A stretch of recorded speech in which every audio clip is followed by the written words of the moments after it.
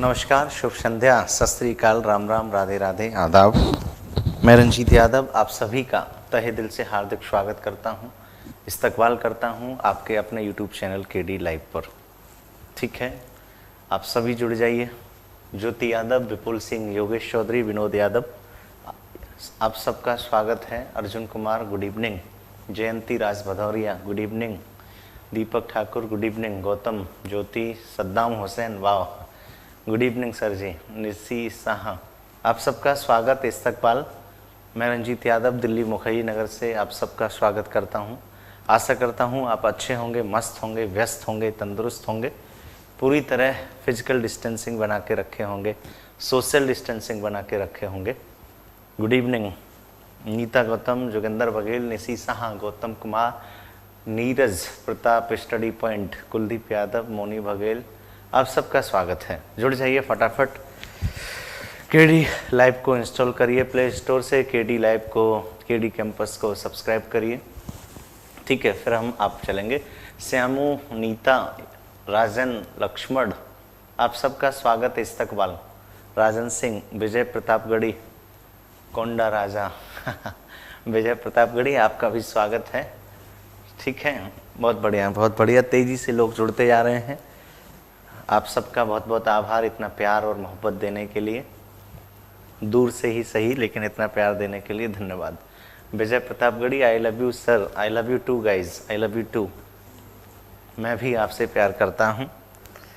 377 धारा पढ़ाऊँगा यूपीएसआई में, पुरुष पुरुष से प्यार कर सकता है, अब ये अपराध नहीं है। और भी तमाम मोदी जी ने ऐसी धाराएं लागू कर दी हैं कि मैं आपकी वाइफ को लेके भी भाग जाऊं तब भी आप कुछ नहीं कर सकते। धारा 498 और उसकी डिस्कशन करूंगा मैं आपका। चलिए, बहुत बहुत शुक्रिया। चलें भैया शुरू करते हैं। चलिए, हम प्ले रजिस्टर कर रहे हैं बेटा, केडी कैंपस पे कॉल करके उसके बारे में सारे डिस्कशन कर लीजिए। विजयनगर एम्पायर के बारे में बताएं, बिल्कुल पढ़ाऊंगा हिस्ट्री में। परसों से हिस्ट्री के डेमो भी आ जाएंगे मेरे यूट्यूब पे। I will start a modern history, आधुनिक भारत के इतिहास से हिस्ट्री को शुरू करूंगा।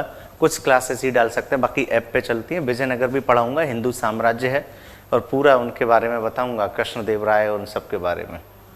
सर कंप्लीट यूट्यूब पर पढ़ा दीजिए भैया, हमारे भी तो पेट है, हमारा भी तो दाना पानी चलने दो थोड़ा बहुत। एक टीचर पे दो दो स्टाफ होता है ना। मैं ये तो कहूँगा नहीं कि मेरे बीवी बच्चे हैं वो भूखे मर जाएंगे।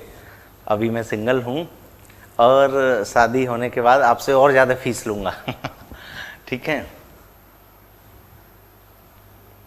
बहुत बढ़िया, आपका सिलेक्शन हो गया है तो बहुत बढ़िया, आपको शुभकामनाएं।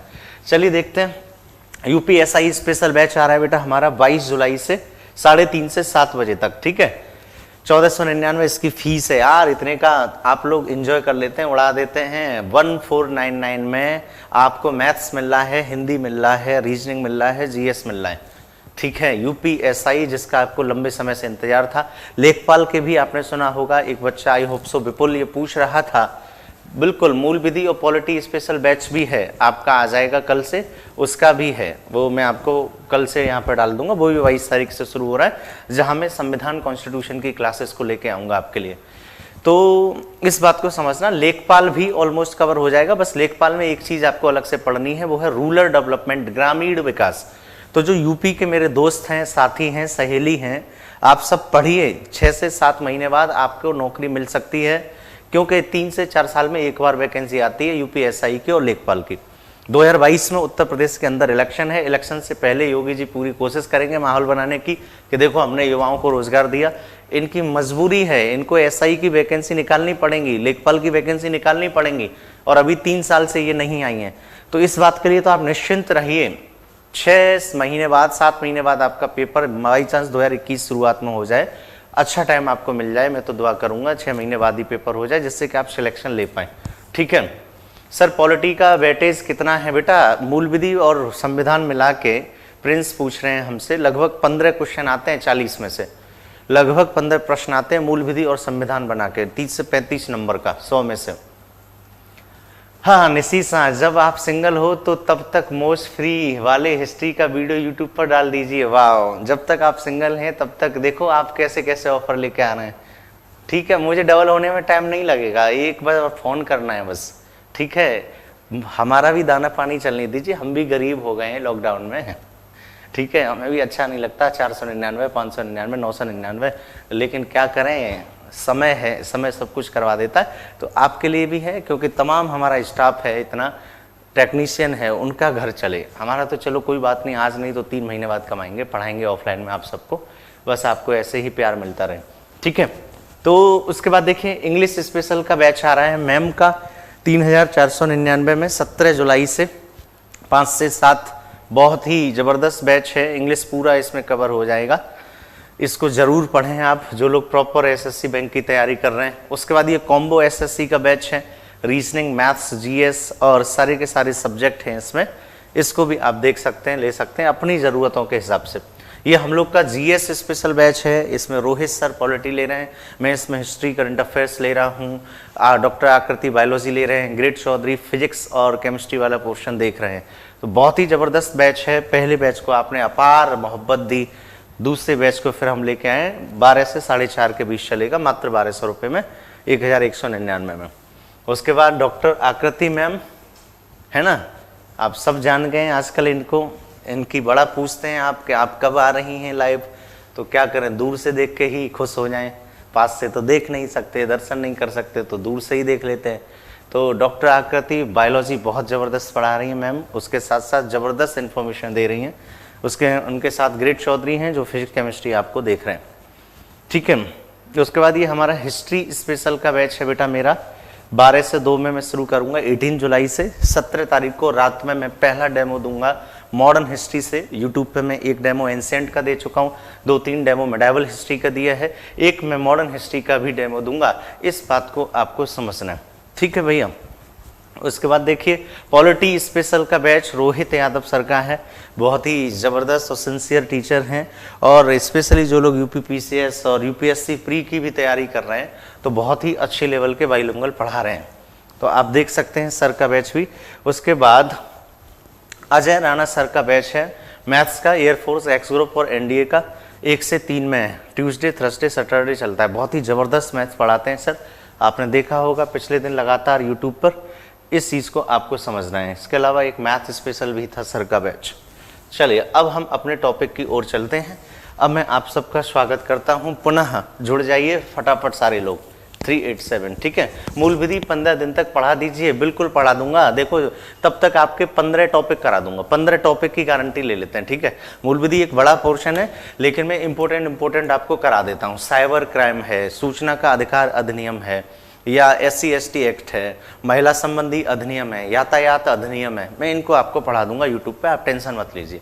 ठीक है भैया, टेंशन बिल्कुल भी नहीं लेते। सर यूट्यूब पर सिर्फ डेमो ही देते हैं क्या? नहीं, मैं तो ज़्यादातर वीडियो आपको दे रहा हूँ, लेकिन मैंने बोला ना पापी पेट हमारा भी है, इसका भी सवाल है, तो इसकी बात है, लेकिन हम ज़्यादातर आपको पढ़ाएंगे। देखो मैथ्स के इतने वीडियो फ्री में आ रहे हैं, जीएस के इतने वीडियो डल रहे हैं बेटा, करेंट अफेयर्स हाँ हम आपके लिए फ्री में देंगे, जो हम 9 से 10 में लेके आएंगे आपके लिए।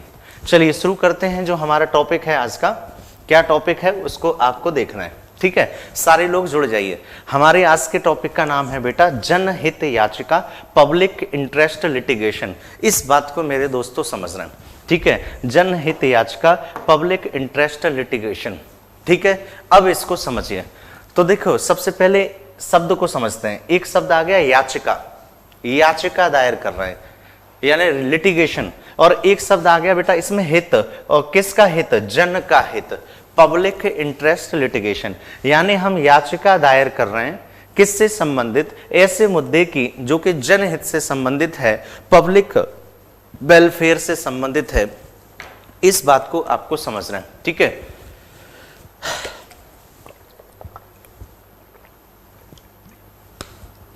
रविंद्र कुमार, फाइनेंशियल प्रॉब्लम है, बिल्कुल देश में अभी आर्थिक मंदी है, बिल्कुल ज़्यादातर मैं कोशिश करूंगा कि आपके लिए यूट्यूब पे ले आऊं, आप टेंशन मत लीजिए। पढ़िए, आ जाइए अब टॉपिक पढ़िए। अब कोई रोना धोना नहीं, कभी भी अपने आप को गरीब मत कहिए, हमेशा सोचिए कि हम बहुत अमीर हैं। गरीब क्या होता है? अब मैं आपको अब कह रहे हैं सर मैं फाइनेंशियल बहुत वीक हूँ, बिल्कुल मत सोचिए कि फाइनेंशियल बहुत वीक है। मन के हारे हार है, मन के जीते जीत। आप मन से गरीब होंगे तो तन से भी हो जाएंगे। ये सोचिए आप बहुत अमीर हैं, थोड़ा सा हालत खराब है, फिर से सही होगा। ध्यान में रखना, अमीर गरीब कुछ नहीं होता। अब आप सोचते हैं आपके पास पैसा आ जाएगा तो अमीर हो जाएंगे। अंबेडकर के पास, गांधी के पास, अब्राहम लिंकन के पास पैसा नहीं है। तो जो रिचनेस होती है, अमीरी होती है, वो हमेशा वेल्थ के ऊपर मत जाइए कि पैसा बहुत है, मनी के ऊपर नहीं। आप अपने विचारों को बहुत मजबूत करिए कि किसी आदमी को फोन कर दें कि ऑडी दे तो तुरंत ऑडी देने आए। तो अब्राहम लिंकन अमीर हैं, अंबेडकर अमीर हैं, गांधी अमीर हैं, सरदार पटेल अमीर हैं। इस बात को समझना, ध्यान में रखना। पूरे इंडिया में कभी तुमने देखा अंबानी की कोई मूर्ति लगी हो? टाटा, बिरला, अडानी, इनकी कोई मूर्ति लगी हो? नहीं, लेकिन अंबेडकर की मूर्ति लगी है, सरदार पटेल की मूर्ति लगी है। तो आदमी विचारों से महान होता है, विचारों से अमीर होता है। ठीक है, पैसे के चक्कर में क्या है यार, ये सब पैसा आपका ही है यार, नहीं है पैसा तो छीन लो यार, क्या है, तो दम होनी चाहिए। लेकिन इस बात को आपको समझना है कि विचारों से महान बनिए, just like Ambedkar, Nehru, Gandhi, Sardar Patel, Abraham Lincoln, इन सब की तरह पैसे के चक्कर में नहीं। बाकी पैसा आएगा यार, क्यों परेशान हो, मेहनत करो आप। चलिए, जनहित याचिका एक ऐसी याचिका जो जनहित से संबंधित है। अब इसके कॉन्सेप्ट को समझिए। क्वेश्चन नंबर फर्स्ट, कोई आपसे पूछे जनहित याचिका हिंदुस्तान ने किस देश से ली है, तो आप कह देना किसी से नहीं ली भैया, किसी से नहीं ली। जनहित याचिका हिंदुस्तान की अपनी उपज है। भारतीय न्यायपालिका ने, इंडियन जुडिशरी ने खुद इसको उत्पन्न किया है। इस बात को समझना है। तो एक व्यक्ति थे भैया पी.एन. भगवती, पी.एन. भगवती। तो एक क्वेश्चन आता है आपके एग्जाम में, पी.एन. भगवती कि जनहित याचिका का जनक किसे माना जाता है, फादर ऑफ PIL किसे कहा जाता है? तो उसका आंसर है पी.एन. भगवती को कहा जाता है। इन्होंने ही संवैधानिक व्याख्या करते समय सुप्रीम कोर्ट के आदेश के अनुसार कहा कि कोई भी ऐसा मुद्दा जो पब्लिक के वेलफेयर का है, जन कल्याण का है, उसको हम या तो स्वतः जनहित के रूप में कंसीडर कर लेंगे, या कोई भी हिंदुस्तान का नागरिक हाई कोर्ट या सुप्रीम कोर्ट में जनहित की याचिका को दायर कर सकता है। तो पहला प्रश्न, जनहित याचिका किस देश से लिया? किसी से नहीं लिया, ये हमारी अपनी उपज है। दूसरा क्वेश्चन, जनहित याचिका का पिता, जनहित याचिका का जनक किसे कहते हैं? पी.एन. भगवती को कहते हैं। किसको कहते हैं? पी.एन. भगवती को कहते हैं। इस बात को मेरे दोस्तों आपको समझना है। फटाफट पी.एन. भगवती कमेंट बॉक्स में लिख के बता दो, फटाफट पी.एन. भगवती कमेंट बॉक्स में लिख के बताएं। बहुत बढ़िया, अजय कुमार, हरविंदर राजपूत, पी.एन. भगवती, बहुत बढ़िया, बहुत बढ़िया, बहुत बढ़िया। चलिए आगे चलिए। अब देखिए कि सीन क्या है इसका, इसको थोड़ा सा समझ लेते हैं। ठीक है, पी.एन. भगवती इसके जनक हैं, आप सब जानते हैं। अब आगे चलते हैं। तो जनहित याचिका कौन दायर कर सकता है? जनहित याचिका कौन दायर कर सकता है? तो ध्यान में रखना, कोई भी भारत का नागरिक, कोई भी भारत का नागरिक, एनी सिटीजन ऑफ इंडिया जनहित याचिका को दायर कर सकता है।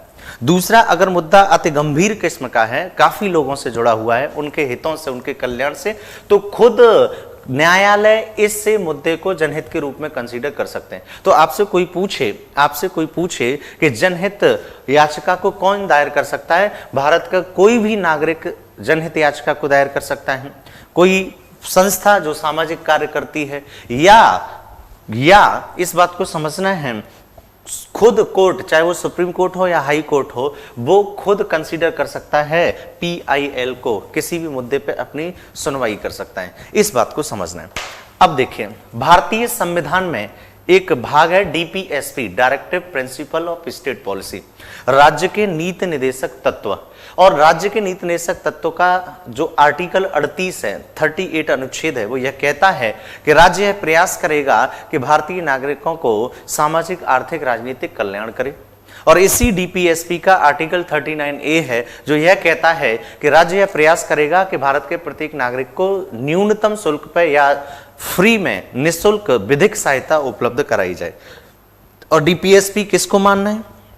राज्य को मानना है। तो DPSP किसके लिए होते हैं? स्टेट के लिए होते हैं, राज्य के लिए होते हैं। तो जाहिर सी बात है कि सुप्रीम कोर्ट ने इसी DPSP की व्याख्या करते समय एक जनहित याचिका का कॉन्सेप्ट दिया। अगर कोई व्यक्ति गरीब है, उसके पास पैसा नहीं है कि वह बेसिकली किसी केस को सुप्रीम कोर्ट, हाई कोर्ट में लड़ सके, तो कोई भी व्यक्ति उसके बदले में उस केस को लड़ सकता है। शर्त लेकिन ये है, वो जो केस है, वो जो मुद्दा है, वो जो मामला है, वो सामूहिक हित का होना चाहिए, कलेक्टिव इंटरेस्ट में होना चाहिए, बेसिकली व्यक्तिगत हित में ना हो, निजी हित में ना हो। तो ध्यान में रखना, क्या आप देखते हैं कि आपके आसपास किसी घटना से भ्रष्टाचार हो रहा है? क्या आपको पता है आपके आसपास सरकार की किसी नीति से, कार्यक्रम से किसी वर्ग विशेष, किसी जाति विशेष, किसी धर्म विशेष का हानि हो रहा है? क्या आपको यह लग रहा है सरकारी नीतियों में भ्रष्टाचार है?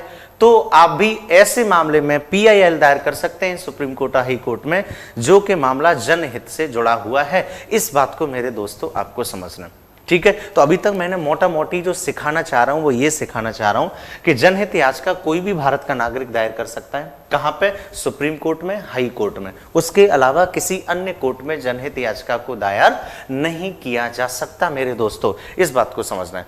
खुद न्यायालय संज्ञान में ले सकता है। PN भगवती इसके कौन है बेटा? जनक हैं। इस बात को आपको समझना है, बड़े प्यार से समझना है। अब देखिए आगे की ओर, बड़े प्यार से, ठीक है।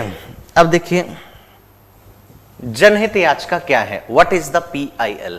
जनहित याचिका क्या है, इस बात को आपको समझना है। तो PIL, तो जनहित याचिका भारतीय कानून में सार्वजनिक हित की रक्षा के लिए मुकदमे का प्रावधान है। एक एक लाइन पे ध्यान देना मेरे दोस्तों, ये आप ही के लिए नोट्स बनाए गए। अगर ऑफलाइन बैच होते तो यही बातें मैं आपको लिखाता, लेकिन आपको लिखना नहीं है, केवल सुनना है। बिल्कुल प्यार से सुनना मेरे दोस्तों। जनहित याचिका भारतीय कानून में सार्वजनिक हित की रक्षा के लिए मुकदमे का प्रावधान है। सार्वजनिक हित को हम इंग्लिश में कहते हैं पब्लिक वेलफेयर, यानी पब्लिक के हित में भारतीय कानून में जनहित याचिका क्या है? मुकदमे का प्रावधान है। यानी कोई भी ऐसा केस जो सार्वजनिक हित का है तो आप जनहित याचिका के तहत क्या कर सकते हैं? मुकदमा कर सकते हैं। दूसरा, अन्य सामान्य अदालती याचिकाओं से अलग इसमें यह आवश्यक नहीं है कि पीड़ित पक्ष स्वयं अदालत में जाए। यानी जो व्यक्ति उस घटना से, उस मुद्दे से खुद प्रभावित है, ऐसा जरूरी नहीं है कि वह स्वयं अदालत में जाए। यानी मैं बहुत गरीब हूं, मैं सरकार की किसी नीति का मारा हूं और मेरा पूरा वर्ग विशेष मारा हुआ है, तो मेरे बदले में कोई और PIL को दायर कर सकता है। तो देखो दूसरी लाइन मैंने स्पष्ट लिखी है कि इसमें यह आवश्यक नहीं है कि पीड़ित पक्ष स्वयं अदालत में जाए। यानी जो पीड़ित है वो अदालत में जाए ऐसा जरूरी नहीं है, उसकी बजाय कोई संस्था, कोई NGO, कोई व्यक्ति PIL को हाई कोर्ट या सुप्रीम कोर्ट में क्या कर सकता है मेरे दोस्तों? दायर कर सकता है। इस बात को आपको समझना है। क्लियर है दोस्तों? अब देखिए, यह किसी भी नागरिक या स्वयं न्यायालय द्वारा पीड़ितों के पक्ष में दायर किया जा सकता है। स्पष्ट लिखा है कि यह किसी भी नागरिक, तो यहां पे आपको अंडरलाइन करना है, या स्वयं न्यायालय द्वारा पीड़ितों के पक्ष में दायर किया जा सकता है। आप देखते हैं आपके आसपास का कोई फैक्ट्री लगी है आपके घर के बगल में, और उस फैक्ट्री से इतना ज्यादा पॉल्यूशन होता है कि पूरा शहर प्रभावित होता है, तो आप उसके अगेंस्ट में PIL दायर कर सकते हैं। आपने देखा होगा आपके बगल में मंदिर या मस्जिद होती है, अजान के समय बहुत तेज आवाज आती है, तो सुप्रीम कोर्ट को सुनवाई करनी पड़ती है और फिर कहा इसकी आवाज को कम कर लिया जाए। तो कोई भी ऐसा मुद्दा जो सामूहिक हित में है, व्यक्तिगत हित नहीं है, निजी हित नहीं है, तो उसका कोई भी व्यक्ति, भारत का नागरिक या न्यायालय PIL के रूप में कंसीडर कर सकता है। अब देखिए, कोई आपसे पूछे क्या जनहित याचिका भारतीय संविधान में है? PIL इंडियन कॉन्स्टिट्यूशन में नहीं है। तो देखिए, जनहित याचिका भारतीय संविधान में या किसी अन्य कानून में परिभाषित नहीं है। The definition of PIL is not given in the Indian constitution. यानी भारतीय संविधान में PIL की डेफिनेशन नहीं है, किसी भी अन्य कानून में नहीं है। इसकी उत्पत्ति का श्रेय उच्चतम न्यायालय को जाता है, सुप्रीम कोर्ट को जाता है, क्योंकि जनहित याचिका की उत्पत्ति संवैधानिक व्याख्या से उत्पन्न हुई।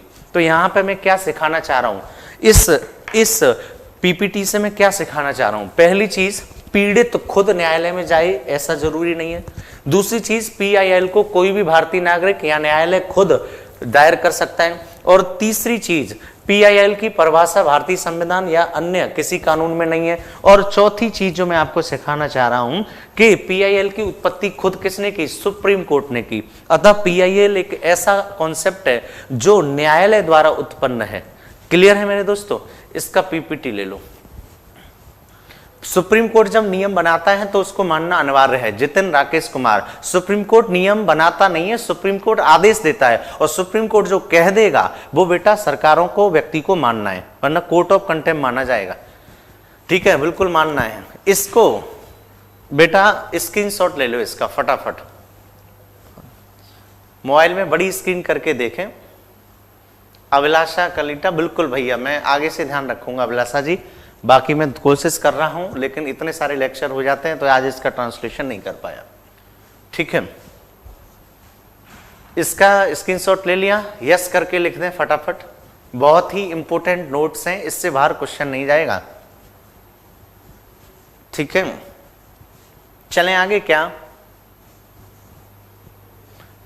किस कोर्ट के द्वारा लागू हुआ है? लोकेश तोमर, सुप्रीम कोर्ट के द्वारा, सुप्रीम कोर्ट के न्यायाधीश द्वारा, पीएन भगवती जी ने ऐसा आदेश दिया। यस सर, मेरा भी नाम लो, राजेश कुमार मौर्य, निशी साहा, मिस मनीषा, विकास ना, सबका स्वागत है। इसका स्क्रीनशॉट ले लिया? यस सर, बहुत बढ़िया। चलिए आगे। अब देखिए, बहुत ही इंपॉर्टेंट पॉइंट है, बहुत ही इंपॉर्टेंट पॉइंट है, इसको आपको समझना है। जनहित याचिका का दूसरा कोई अंतर्राष्ट्रीय समतुल्य नहीं है। सॉरी, जनहित याचिका का दूसरा कोई अंतर्राष्ट्रीय समतुल्य नहीं है। यहां पे होगा समतुल्य नहीं है। समतुल्य का मतलब है कि यानी आप ये सोचें कि भारत ने, जैसे आपने इंडियन कॉन्स्टिट्यूशन पढ़ा होगा, तो डीपीएसपी कहां से लिए, फंडामेंटल ड्यूटीज कहां से लिए, फंडामेंटल राइट्स कहां से लिए, ऐसा अगर आपसे कोई पूछे पीआईएल कहां से लिया, तो कहीं से नहीं लिया, ये खुद हमारा है। लेकिन हां, पीआईएल जैसा कॉन्सेप्ट सबसे पहले अमेरिका में लागू था। कहां लागू था? अमेरिका में लागू था, लेकिन वहां पे ये नाम नहीं है, वहां पे एक अलग नाम है, सामाजिक करके।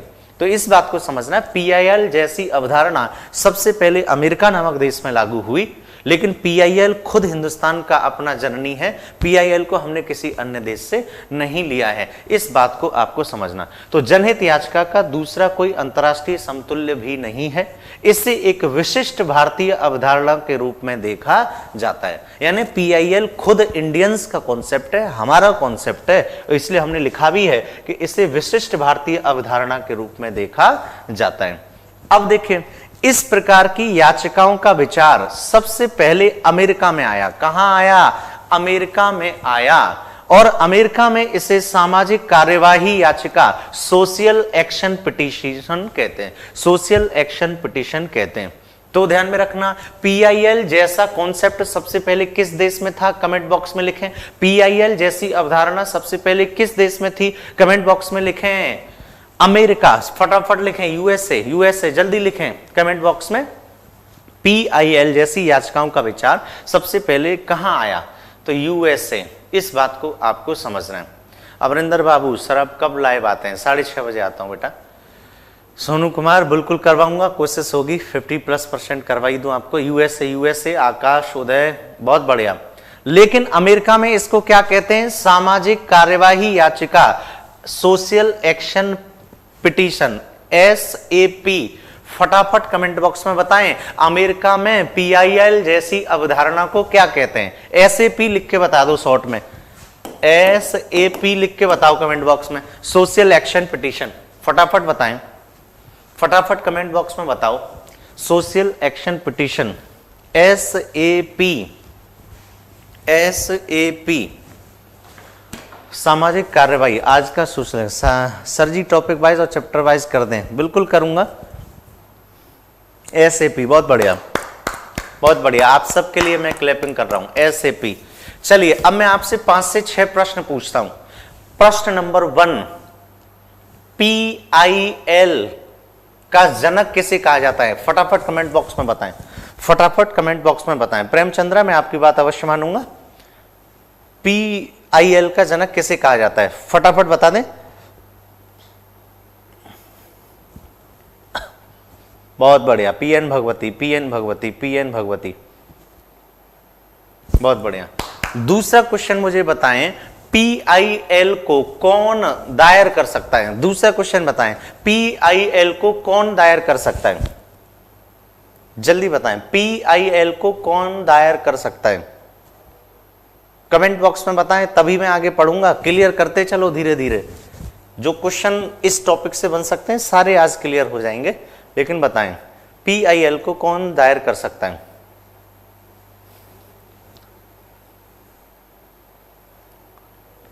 नहीं, एनीवन, बिल्कुल सही है।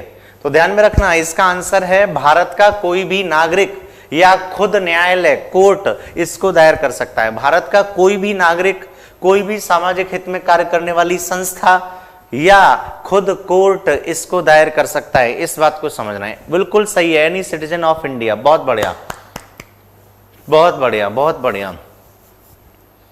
Any citizen of India. तीसरा क्वेश्चन मुझे बता दो, तीसरा क्वेश्चन बता दो, PIL दायर किस कोर्ट में होगी? पहला ऑप्शन, ऑप्शन सुन लो, PIL दायर किस कोर्ट में होगी? पहला जिला न्यायालय, डिस्ट्रिक्ट कोर्ट, दूसरा हाई कोर्ट, तीसरा सुप्रीम कोर्ट और चौथा है B और C दोनों, हाई कोर्ट और सुप्रीम कोर्ट दोनों में। फटाफट आंसर बताएं, PIL कहां दायर होगा? हाई कोर्ट में, सुप्रीम कोर्ट में या दोनों में? जल्दी बताएं, PIL दायर कहां होगा? हाई कोर्ट में, सुप्रीम कोर्ट में या दोनों में?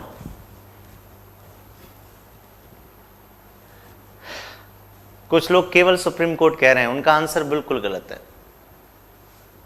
Both both both both, BC BC BC, बहुत बढ़िया, ठीक है, बहुत बढ़िया, BC बिल्कुल सही है। यानी ध्यान में रखना, PIL केवल और केवल हाई कोर्ट और सुप्रीम कोर्ट में ही दायर की जा सकती है, इस बात को समझना है। इसका भी स्क्रीनशॉट ले लो बेटा, आप इसका भी स्क्रीनशॉट ले लो और कमेंट बॉक्स में यस लिखें, ठीक है। तो अभी तक मैंने आपको 4-5 बातें सिखाई। PIL कोई भी भारतीय नागरिक या न्यायालय जारी कर सकता है, ऐसे मुद्दे पर करेगा जो जनहित से संबंधित हो, सामूहिक हित से संबंधित हो, ठीक है। यस, ले लिया स्क्रीनशॉट? यस करके लिखिए।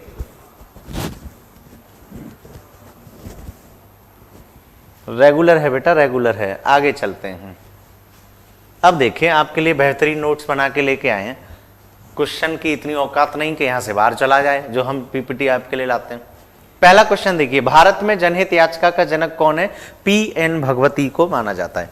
पहला क्वेश्चन आप खुद देखिए, भारत में जनहित याचिका का जनक कौन है? PN भगवती को माना जाता है।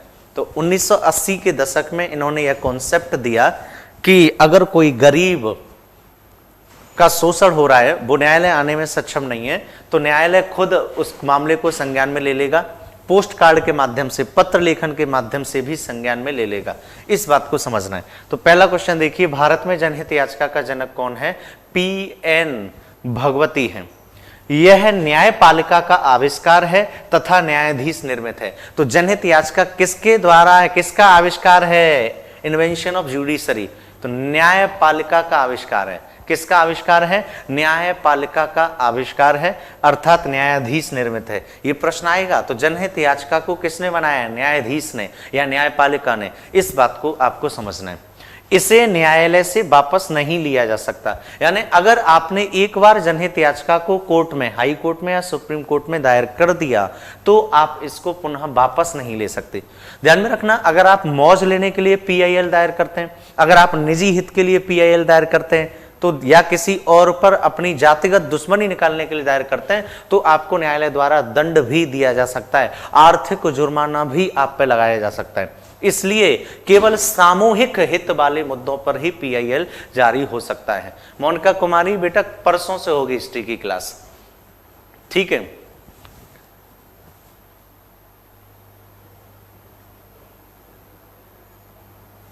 सर, इंडिया में आजादी के बाद अंग्रेजों का लॉ क्यों चलता है? बहुत बढ़िया क्वेश्चन है।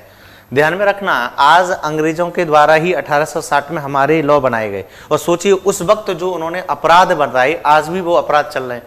तो ध्यान में रखना, कानूनों के सुधार के तहत कई सारी धाराएं ऐसी हैं जिनको हम खत्म करते जा रहे हैं, लेकिन चूंकि उस वक्त जो क्राइम था आज भी वही है। पहले भी चोरी के लिए कानून बना, चोरी आज भी होती है। पहले भी बलात्कार के लिए कानून बना, बलात्कार आज भी होता है। पहले भी डकैती थी, लूट था, आज भी होता है। तो वो चीजें आज भी रेलिवेंट हैं, इसलिए बनी हुई हैं। लेकिन जो कानून, जो धाराएं अप्रासंगिक हैं, इररेलिवेंट हैं, उनको हम खत्म करते जा रहे हैं। इस चीज को आपको समझना है।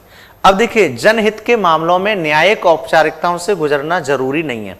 यानी डायरेक्ट सीधे सीधे पीआईएल को कोर्ट में पहुंचाया जा सकता है। यदि जनहित याचिका का दुरुपयोग किया जाए तो याचिकाकर्ता पर जुर्माना तक किया जा सकता है। यानी जनहित याचिका को आप दुरुपयोग नहीं कर सकते, केवल सामाजिक हित में ही इसका यूज कर सकते हैं। इस बात को आपको समझना है, ठीक है। इसका भी स्क्रीनशॉट ले लो फटाफट सारे लोग, फटाफट सारे लोग, बिल्कुल मिलेगी पीडीएफ उदय, आप इसका स्क्रीनशॉट ले लें, यस करके लिखें फिर फटाफट सारे लोग। बेटा जीएस स्पेशल बैच ले लो जो यूपीएससी प्रीलिम्स तक देना चाहते हैं। सुधीर जी बिल्कुल लगातार क्लास लेता हूं मैं 6:30 से 8, आप देख सकते हैं यूट्यूब पर केडी लाइव पर, ठीक है।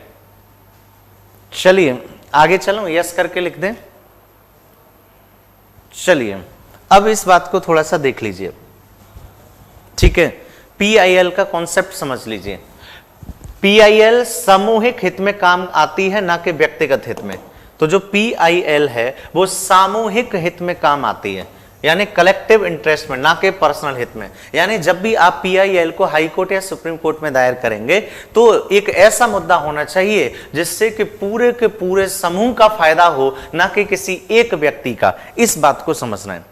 तो कोई भी ऐसा मुद्दा आप पीआईएल के रूप में कोर्ट में नहीं दायर कर सकते जिससे किसी एक का या किसी व्यक्ति विशेष का या किसी संस्था विशेष का फायदा होता है। तो जो पहला पॉइंट है कि पीआईएल सामूहिक हित में काम आती है, ना कि व्यक्तिगत हित में। नेक्स्ट देखिए, जनहित याचिका को स्वीकारना या ना स्वीकारना यह किसके ऊपर डिपेंड करता है? न्यायालय के ऊपर डिपेंड करता है। आप सब जानते हैं कि जब से पीआईएल का कॉन्सेप्ट आया तब से बाढ़ आ गई पीआईएल की कोर्ट के अंदर। आप सब जानते हैं कि हिंदुस्तान में न्यायाधीशों की संख्या बहुत कम है, पॉपुलेशन बहुत ज्यादा है, विवाद बहुत ज्यादा है, तो करोड़ों में केस पेंडिंग में है। और आपने सन्नी देओल वाला डायलॉग सुना है, तारीख पे तारीख, तारीख पे तारीख, तारीख पे तारीख।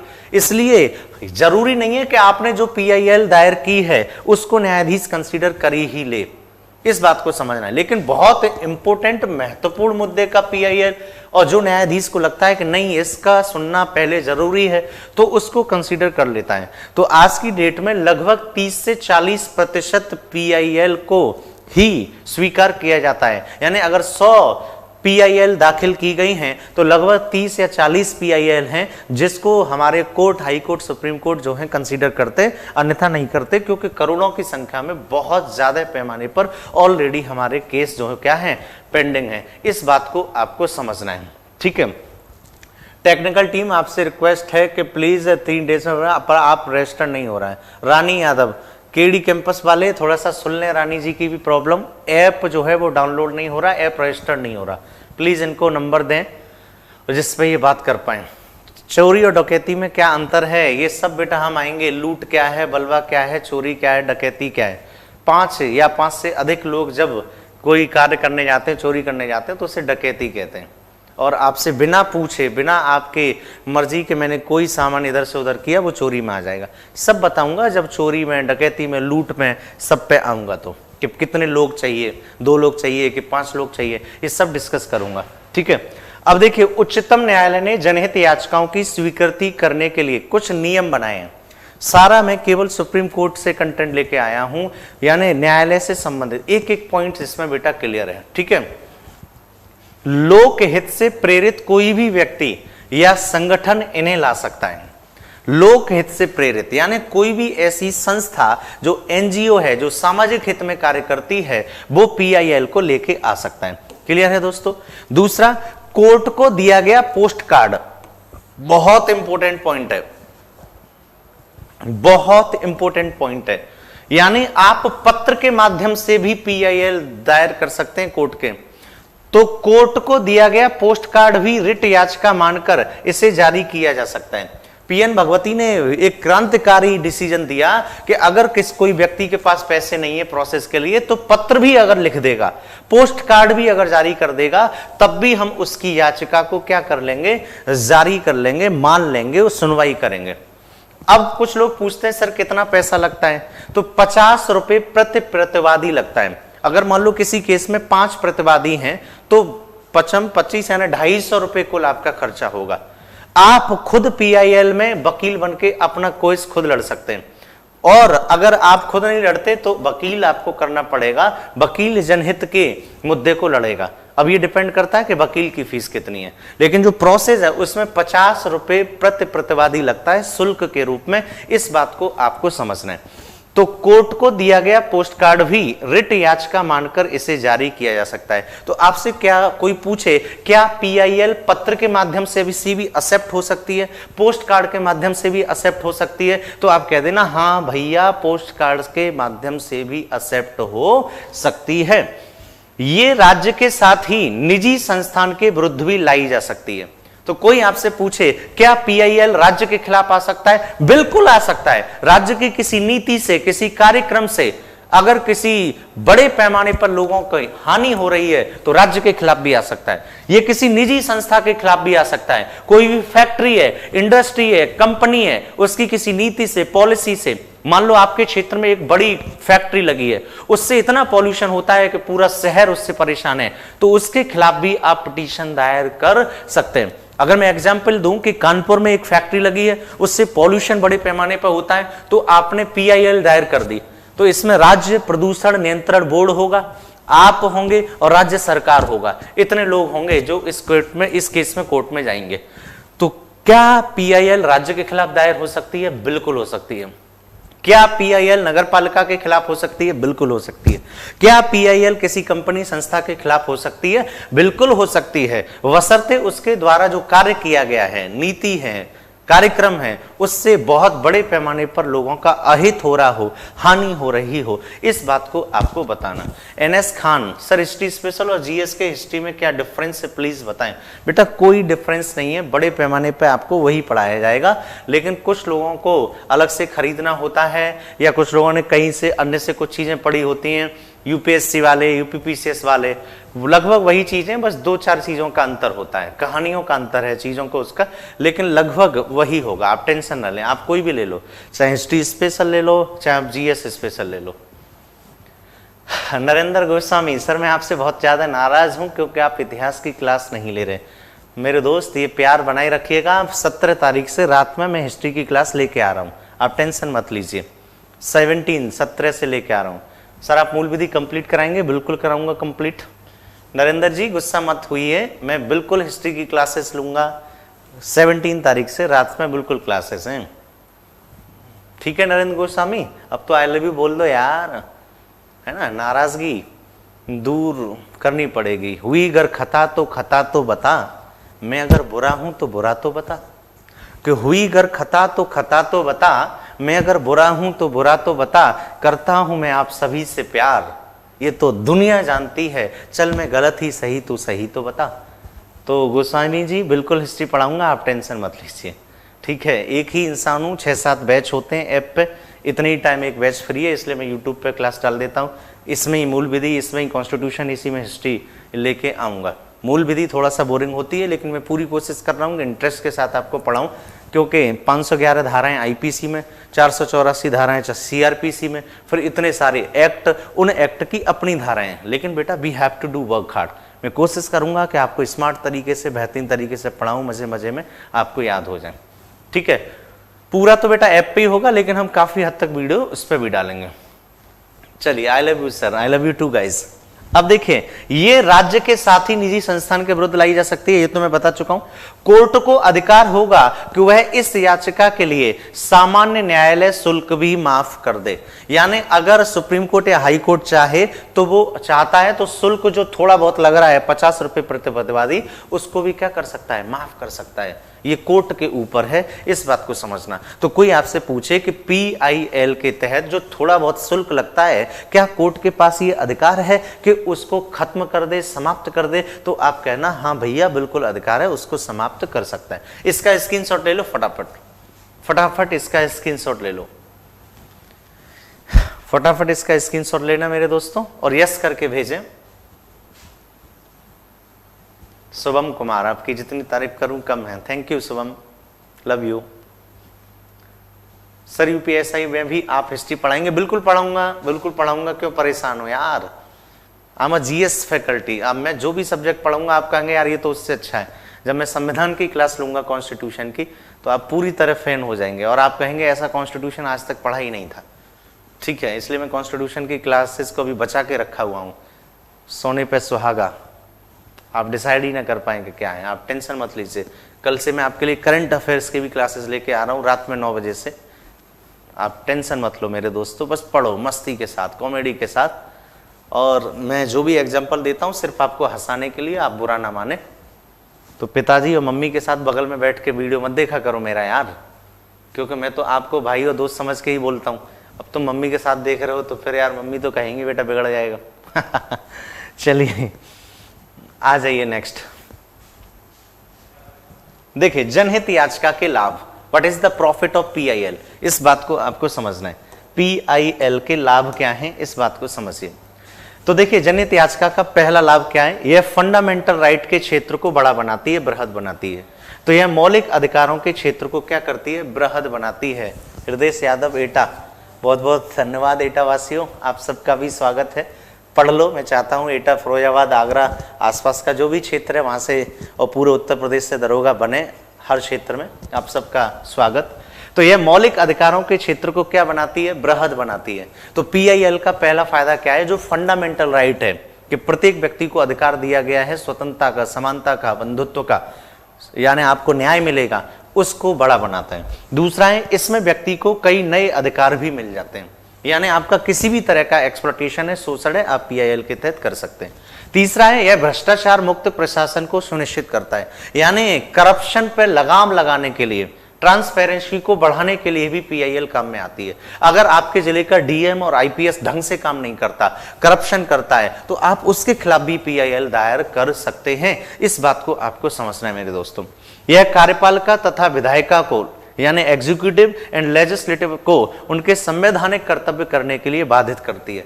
बिल्कुल, PIL जब से आया है तब से अधिकारियों पर, राज्य की संस्थाओं पर यह दबाव बन गया है कि हमें अच्छे से काम करना चाहिए, वरना कोई भी व्यक्ति हमारे खिलाफ PIL दायर करके हमारी खटिया खड़ी कर सकता है।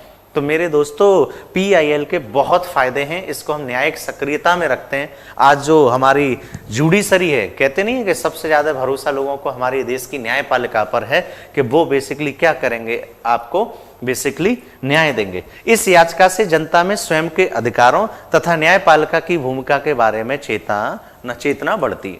ठीक है, इसका स्क्रीनशॉट ले लो। सर मैं अमेठी से हूँ, चंद्रकांत यादव, हरा दिया आपने राहुल गांधी जी को, हैं उधर से, कोई बात नहीं। UPSI में कितनी मेहनत करना पड़ेगा, मेहनत कुछ नहीं होती, मजे के साथ। अगर आप सोचें कि मैं इसलिए पढ़ रहा हूं कि मुझे सिलेक्शन लेना है, तो आपको बोरिंग हो सकती है। आप मजे से पढ़िए कि आज मुझे PIL जानने को मिलेगा, जनहित याचिका जानने को मिलेगा। इसलिए मत पढ़िए कि यार ये एक क्वेश्चन बन सकता है, लाओ मैं पढ़ रहा हूं। तो मेहनत कुछ नहीं है, स्मार्ट वर्क करिए, आराम से बन जाएंगे आप। फतेहपुर उत्तर प्रदेश। चलिए गोस्वामी जी, आपको भी आई लव यू। भैया यस करके लिखिए, क्या आपने स्क्रीनशॉट ले लिया, यस करके लिखिए। आगरा में बहुत मिस कर रहे हैं, miss you too, miss you Agra, Taj Mahal, Agra मोहब्बत नगरी, I also miss the Agra, don't worry.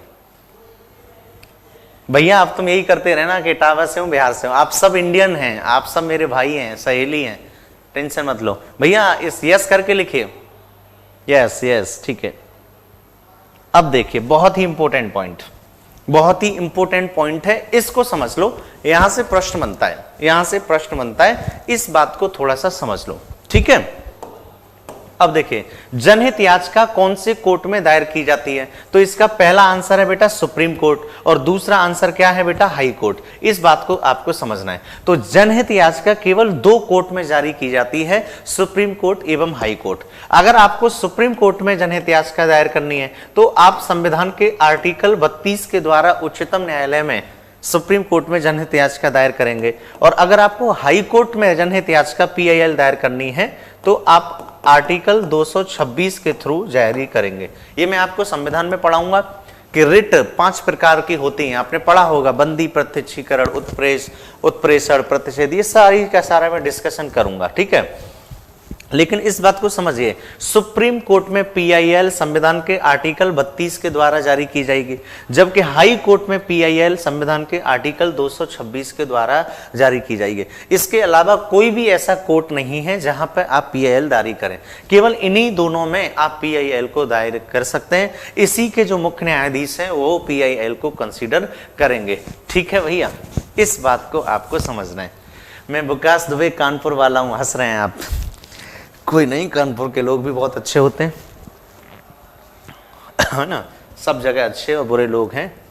तो बताइए मुझे, पीआईएल कौन कौन से कोर्ट में जारी होती है? सुप्रीम कोर्ट और हाई कोर्ट। सुप्रीम कोर्ट और हाई कोर्ट। सुप्रीम कोर्ट में कौन से आर्टिकल से जारी होती है? 32। और हाई कोर्ट में कौन से आर्टिकल से जारी होती है? 226। इस बात को समझना है। अब प्रोसेस को समझ लो। अगर आप हाई कोर्ट में पीआईएल को जारी करते हैं तो बेटा जारी करते हैं तो आपको चाहिए 2 कॉपी। एक जो ओरिजिनल कॉपी है उसी का आप फोटो कॉपी करा लेंगे, तो 1 + 1 = कितना हो गया? 2। यानी 2 फोटो कॉपी चाहिए। जो आपका पीआईएल का पत्र है उसकी फोटो कॉपी कराएंगे। एक देंगे फोटो कॉपी आप अधिवक्ता को, अपने वकील को, और एक देंगे उस प्रतिवादी को जिसके खिलाफ आपने पीआईएल दायर किया है। तो कोई आपसे पूछे कि हाई कोर्ट में पीआईएल की कितनी फोटो कॉपी चाहिए? 2। पहली फोटो कॉपी आप किसको देंगे? उस प्रतिवादी को, उस व्यक्ति को जिसके खिलाफ आपने क्या किया है? पीआईएल जारी किया है, और एक वकील के पास पहुंच जाएगा। तो ध्यान में रखना, हाई कोर्ट में फोटो कॉपी या छाया प्रति कितनी चाहिए? 2। लेकिन सुप्रीम कोर्ट में चाहिए 5। इस बात को समझना है। तो हाई कोर्ट में चाहिए कितनी? हाई कोर्ट में चाहिए 2 और सुप्रीम कोर्ट में कितनी चाहिए? 5। इस बात को समझना है। तो 5 छाया प्रति, 5 फोटो कॉपी चाहिए किसके लिए? सुप्रीम कोर्ट के लिए। और हाई कोर्ट के लिए कितनी चाहिए? 2। अब मैं प्रश्न पूछूं, पीआईएल में हाई कोर्ट में रिट जारी करने के लिए कितनी फोटो कॉपी, कितनी छाया प्रति चाहिए? तो आप बोल देना 2। लेकिन सुप्रीम कोर्ट में कितना चाहिए बेटा? 5 चाहिए। इस बात को समझना है। हाई कोर्ट में क्या होता है मेरे दोस्तों कि पहले आप उसको प्रतिवादी को दे देते हैं, लेकिन सुप्रीम कोर्ट में क्या होता है कि आप पहले केस कर देते हैं, उसके बाद फोटोकॉपी देते हैं। लेकिन आपको डाटा ध्यान रखना है, बस 2 डाटा ध्यान रखना है। 32 के थ्रू सुप्रीम कोर्ट में जाएंगे, 226 के थ्रू हाई कोर्ट में जाएंगे। सुप्रीम कोर्ट में 5 फोटोकॉपी होंगी और हाई कोर्ट में कितनी प्रतिलिपि होंगी, कितनी छाया लिपि होंगी? 2 होंगी। बस इस बात को आपको समझना है। ठीक है भैया, इस बात को आपको समझना है। ठीक है, चलिए इसका भी आप स्क्रीनशॉट ले लेंगे। मैं आपको लिख देता हूं थोड़ा सा फाइनल, उसका आप स्क्रीनशॉट लेंगे। ऐसे लिख लो, आर्टिकल 32, यहां आर्टिकल 226। यहां पे बेटा कितनी फोटोकॉपी चाहिए? 5। और यहां पे कितनी फोटोकॉपी चाहिए? 2। ये स्क्रीनशॉट ले लो आप।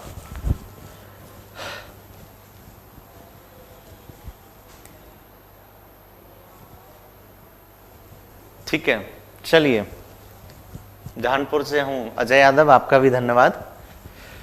लिखना भैया, इसका फोटोकॉपी ले लो आप। वो सॉरी, मैं फोटोकॉपी कह रहा हूं, सॉरी गाइस। स्क्रीनशॉट ले लो इसका, यस करके लिख दो। हाँ बेटा, बिल्कुल हो जाएगा, सारा जीएस कवर हो जाएगा। ऐसा ही में क्यों परेशान हो? अभी आपको 2 दिन बाद से कॉन्स्टिट्यूशन भी पढ़ाएंगे, तब भी देख लेना लेवल। ग्राम प्रधान पर पीआईएल जारी हो सकता है अगर ग्राम प्रधान ने कोई ऐसा कार्य किया है जिससे कि बहुत बड़े स्तर पर या बहुत बड़े लोगों का समूह का नुकसान हो रहा है, तो बिल्कुल जारी हो सकता है। लगता है आप इस बार छोड़ेंगे नहीं प्रधान को अपने, हैं भैया? यस लेकर के लिख दें, यस यस यस यस। ठीक है, आगे चलते हैं। अब देखिए, बहुत ही इंपॉर्टेंट पॉइंट्स, बहुत इंपॉर्टेंट पॉइंट है। नोट में जो मैं पीपीटी में पॉइंट्स दे रहा हूं, इससे बाहर एक भी प्रश्न नहीं जाएगा, एक भी प्रश्न नहीं जाएगा। यही लाइनें प्रश्न के रूप में होती हैं। जनहित याचिका केंद्र सरकार, सेंट्रल गवर्नमेंट, जनहित याचिका केंद्र सरकार, सेंट्रल गवर्नमेंट और राज्य सरकार, स्टेट गवर्नमेंट और नगर पालिका परिषद और किसी भी सरकारी विभाग के विरुद्ध जारी की जा सकती है। देखो कितनी इंपॉर्टेंट लाइन है, कितनी इंपॉर्टेंट लाइन है। जनहित याचिका केंद्र सरकार, सेंट्रल गवर्नमेंट, राज्य सरकार, स्टेट गवर्नमेंट, नगर पालिका परिषद और किसी भी गवर्नमेंट डिपार्टमेंट, सरकारी विभाग के विरुद्ध जारी की जा सकती है। बस आपको आना चाहिए कि कैसे जारी होता है कोई भी सरकारी डिपार्टमेंट के खिलाफ, इस बात को आपको समझना है। ठीक है, अध्याय बेटा 23 है, बता चुका हूं उन कौन कौन से, ये भी लेके आएंगे नेक्स्ट में, अभी एक पढ़ा रहे हैं। जनहित याचिका हमारे देश के सार्वजनिक जीवन में व्याप्त भ्रष्टाचार का भंडाफोड़ करने और इसके लिए दोषी व्यक्तियों को दंडित करने में सबसे सशक्त साबित हुई है। बिल्कुल चारा घोटाला, दिल्ली में फ्लैट आवंटन घोटाला, ये जितने भी हैं ये सब पीआईएल से पकड़े गए। तो क्या पीआईएल से भ्रष्टाचार कम हुआ है? बिल्कुल सही है। क्या पीआईएल भ्रष्टाचार करप्शन को रोकने में मददगार है? बिल्कुल सही है। इस बात को आपको समझना है। तो मेरे दोस्तों, मैं आपसे ये कहना चाहता हूं कि पीआईएल सेंट्रल गवर्नमेंट के विरुद्ध जारी हो सकती है, स्टेट गवर्नमेंट के विरुद्ध जारी हो सकती है, नगर पालिका के विरुद्ध जारी हो सकती है, और कोई भी सरकारी विभाग है, गवर्नमेंट डिपार्टमेंट है, उसके खिलाफ भी दायर हो सकता है। और पीआईएल हमारे यहां पर करप्शन को रोकने में बहुत मददगार साबित हुआ है, इस बात को आपको समझना है। ठीक है भैया, इसका स्क्रीनशॉट ले लो फटाफट। रुचि चौहान, सर आईपीसी पूरी नहीं बताए आपने, सारे अध्याय नहीं बताइए, मैं पढ़ाऊंगा। अभी तो मैं बेटा डेमो दे रहा हूं अलग अलग चैप्टर को उठा के। बाकायदा इंपोर्टेंट धाराएं कौन सी हैं, आपको 511 धाराएं नहीं रटनी, 100 से 150 धाराएं में आपका काम चल जाएगा। प्रश्न भी वहीं से आते हैं। आप खुद बताइए, 395 संविधान में आर्टिकल पढ़ने, 511 धाराएं आईपीसी में, 484 धाराएं लगभग सीआरपीसी में, बताइए कौन याद करेगा? मुझे भी याद नहीं है, किसी वकील को भी याद नहीं है, किसी न्यायाधीश को भी याद नहीं है। आप भी स्टूडेंट हैं, आपको याद नहीं है, कल को एसआई में सिलेक्ट हो जाएंगे तो जो आपको ट्रेनिंग में आईपीसी पढ़ाएगा उसको भी याद नहीं है। तो ज्यादा धाराओं के चक्कर में नहीं पढ़ना। इसलिए मैं जो जो टॉपिक जबरदस्त तरीके से उठा रहा हूं सारे, तो उन्हीं से प्रश्न आएंगे, वहीं आते हैं। लोग क्या समझते हैं आईपीसी का मतलब धारा धारा धारा। 100 से 150 धाराएं मैं आपको बड़े प्यार से उंगलियों पर याद करवा दूंगा, उन्हीं 150 धाराओं में से सारे प्रश्न आ जाएंगे, अगर धारा से पूछेगा तो। वरना प्रश्न कॉन्सेप्ट से पूछता है। प्रीवियस ईयर का पेपर उठा के देखो बेटा, क्वेश्चन 1 या 2 ही धारा से आता है, वरना नहीं आता, कॉन्सेप्ट से आता है। इस बात को समझना है। ठीक है, चलो बेटा इसका स्क्रीनशॉट ले लिया, आगे चलते हैं। देखिए जनहित याचिका से क्या क्या हुआ है, इसको देखो। जनहित याचिका से क्या क्या फायदा हुआ है। तो जनहित याचिका के कारण बिहार का चारा घोटाला, आज लालू यादव जी इसी के चक्कर में लगभग जेल में भी हैं।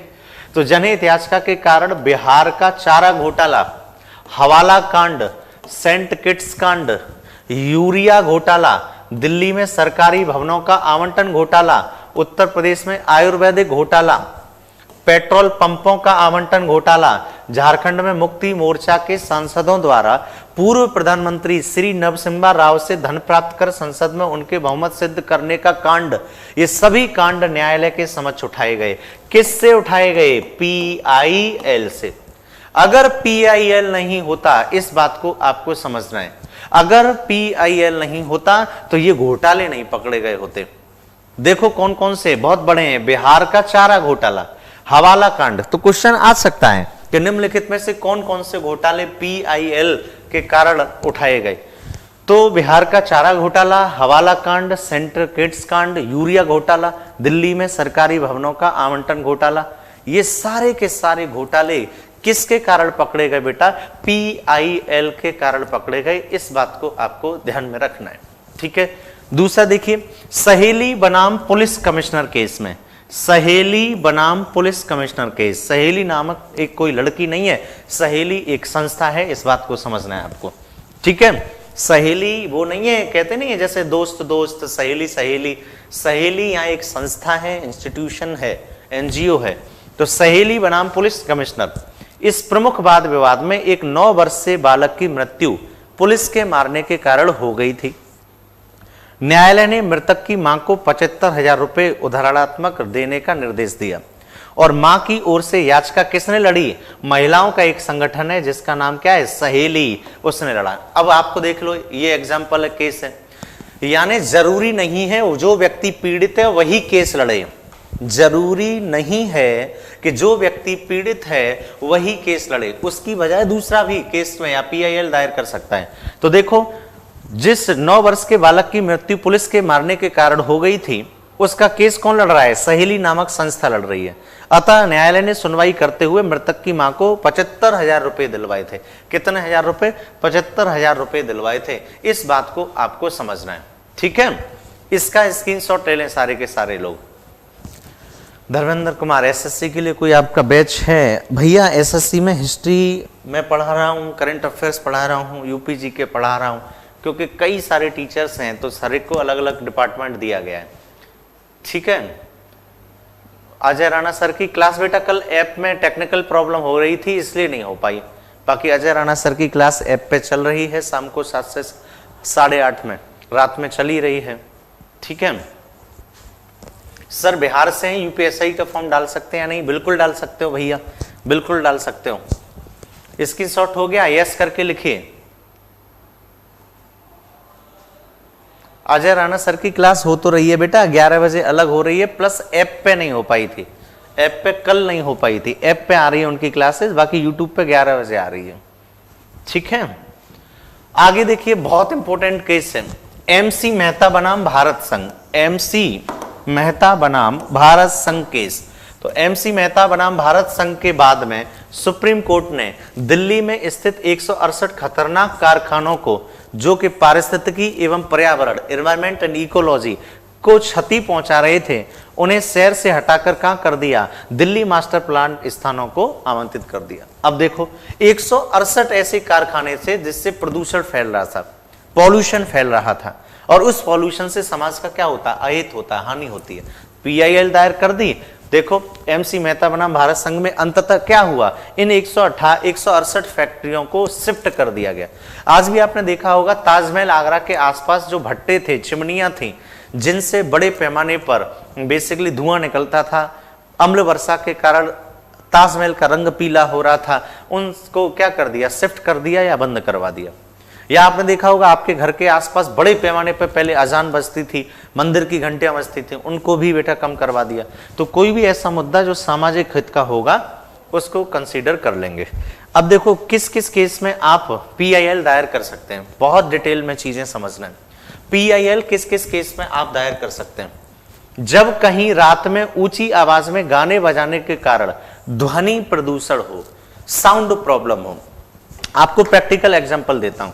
अगर आप नोएडा से, गाजियाबाद से, मुंबई से, हैदराबाद से, एक बड़ी शहर से, तो वहां रूल होता है कि रात के 10 बजे के बाद बेटा डीजे नहीं बजता, यानी पार्टी ऑल नाइट नहीं चलती वहां, 10 बजे तक ही डीजे बजेगा, नहीं तो आंटी पुलिस बुला लेगी, क्योंकि 10 बजे के बाद आप ध्वनि प्रदूषण नहीं कर सकते।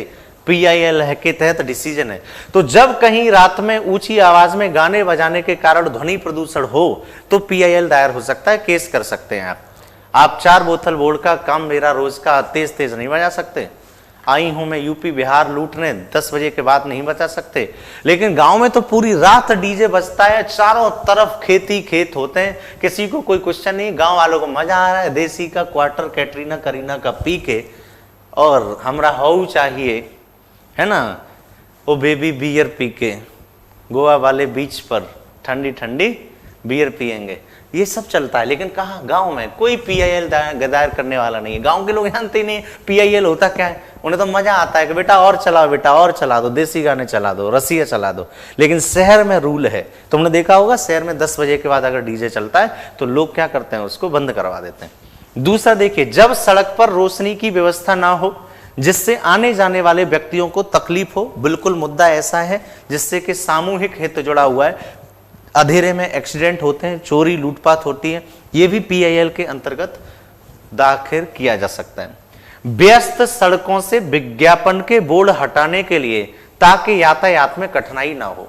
आपने देखा होगा दिल्ली में, नोएडा में, गाजियाबाद, चारों तरफ विज्ञापन की दुनिया है, चारों तरफ एड है, हीरोइनी बिल्कुल एक अलग स्टाइल में, ये वाली लिपस्टिक लगाएं और अपने ओठों को करें लाल, ये वाला पाउडर लगाएं, कलुआ हो जाएगा भूरा, और आप अपनी बाइक पे जा रहे हैं और आप एड देखते हुए जा रहे हैं और आपका एक्सीडेंट हो गया। तो व्यस्त सड़कों पे जहां पे बहुत ज्यादा भीड़ भाड़ है, बहुत ज्यादा पैमाने पर ट्रक हैं, बाइक हैं, बस हैं, गाड़ियां हैं, ऐसे में विज्ञापन बोर्ड को हटाने का जो आदेश है वो दिया जा सकता है, पीआईएल के अंतर्गत आता है, इस बात को समझना है। सड़क एवं नालियों के रख रखाव के लिए, यह भी जनहित में आता है, इस बात को आपको समझना है। ठीक है मेरे दोस्तों, इसका स्क्रीनशॉट ले लो, हंसते ही रहोगे। फटाफट स्क्रीनशॉट ले लो कि दिल वालों का दिल से करार लूटने मैं आया हूं यूपीएसआई में यूपी लूटने, और बनवाऊंगा मैं दरोगा आप सबको, फिर मेरा भी ध्यान रख लेना, पर मंथ भिजवाते रहना। क्या लक्ष्मी पैसा। चलिए फटाफट लिखिए, इसको स्क्रीनशॉट ले लीजिए।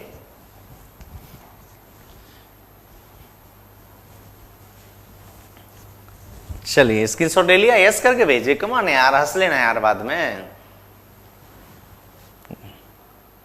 चलिए अब देखिए, लैंगिक शोषण से महिलाओं के बचाव के लिए पीआईएल कहां कहां दायर कर सकते हैं, कौन सा केस पीआईएल में आता है वो मैं आपको बता रहा हूं। तो पीआईएल में क्या क्या आता है वो चीजें मैं बता रहा हूं।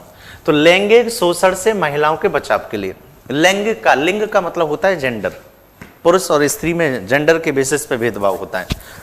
तो अगर किसी महिला का लैंगिक शोषण हो रहा है, छेड़छाड़ हो रही है, बलात्कार हो रहा है, रेप हो रहा है, या और किसी तरह की टीजिंग है, तो ध्यान में रखना कि ये भी पीआईएल में आएगा। आपको कोई अधिकार नहीं है कि आप किसी महिला के मान सम्मान में कोई कमी करें।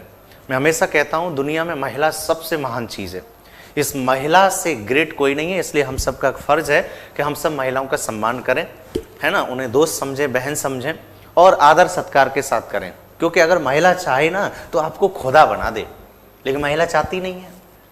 महिला अगर चाहे तो प्रत्येक पुरुष को खुदा बना दे, भगवान बना दे, ग्रेट बना दे, लेकिन महिला चाहती नहीं है ना, महिला चाहती नहीं है। इस बात को आपको समझना है। हर सक्सेसफुल आदमी के पीछे एक स्त्री का हाथ होता है, महिला का हाथ होता है। आपने सुना है, वो माँ हो सकती है, बहन हो सकती है, पत्नी हो सकती है, गर्लफ्रेंड हो सकती है। आपने देखा होगा आईएएस टॉपर कटारिया ने कहा है कि मैं आईएएस बना, उसमें मेरी गर्लफ्रेंड का बहुत बड़ा हाथ है, और उसने अपनी सफलता का श्रेय गर्लफ्रेंड को दिया। तो जो भी लड़कियां मुझे देख रही हैं उसने लड़कियों की इज्जत रख ली, वरना लोग कहते हैं गर्लफ्रेंड बनाओगे तो बर्बाद हो जाओगे। एक नेगेटिविटी फैला दी गई है। लेकिन कटारिया ने कहा कि मैं आईएएस बना, उसमें सबसे बड़ा हाथ मेरी गर्लफ्रेंड का है। लेकिन आप हैं कि बर्बाद हो जाते हैं। मुझे पीने का शौक नहीं, पीता हूं गम भुलाने को। तो ध्यान में रखना, नेपोलियन महान बना जोसेफिन के कारण, वर्ल्ड हिस्ट्री में बताऊंगा। इस बात को समझना है आपको। महिला अपने पिता से इतना प्यार क्यों करती है? क्योंकि पिता एकमात्र वो शख्स होता है जो उसे पूरा मान सम्मान देता है शरीर को छोड़कर।